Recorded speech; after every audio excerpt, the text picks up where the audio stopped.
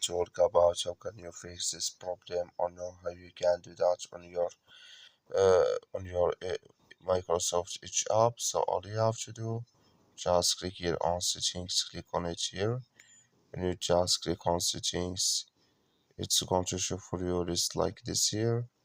So then you go down, just keep going down here, click on apps, you come to apps list here.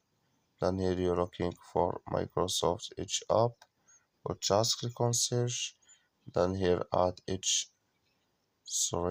here Edge app. It's going to show for you like this. Click on it.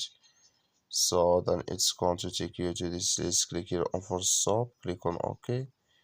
Then you go down. Just click here on storage. Come to storage list here. Just click on clear cache. Then all you have to do, just turn off your Wi-Fi and turn on it again. Then it's going to work with you. That's all you have to do. Thank you for watching. Don't forget to support us by liking and subscribe.